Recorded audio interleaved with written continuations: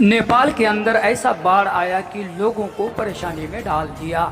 यहाँ तक कि बताया जा रहा है कि लोगों अभी इस वक्त बहुत परेशान हैं और अफरा तफरी का माहौल है और यहाँ पर अपना जान बचाना भी मुश्किल हो गया है।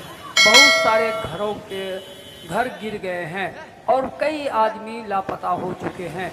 बहुत सारे लोगों का अभी तक पता नहीं लग रहा है, जैसा कि आप वीडियो में देख रहे हैं। कितने लोग मर भी गए हैं और बताया जा रहा है कि इस वक्त इस वीडियो को आप ज़्यादा से ज़्यादा शेयर करेंगे।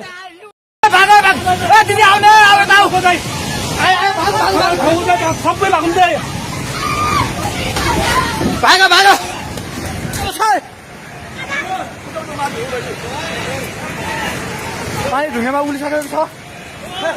भागो भागो भागो भागो भागो भागो भागो भागो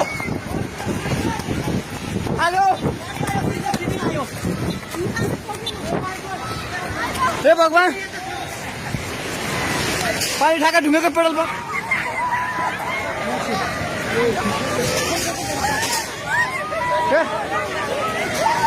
परमेश्वर केमा आला छ। हे भगवान हजुर खोला हेर्नु सक्नुहुन्छ।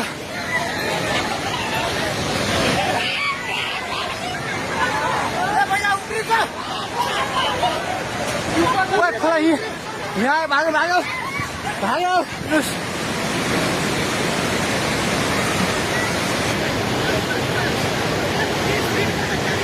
माथि केही छैन। ढुङ्गे बजार पुरै डुबेको छ। हेर्नुहोस् त्रिशुलीको अवस्था।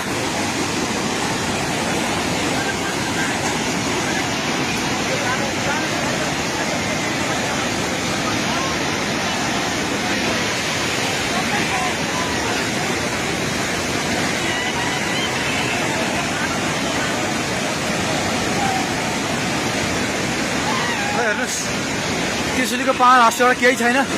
पावर हाउस पनि सबै सक्यो।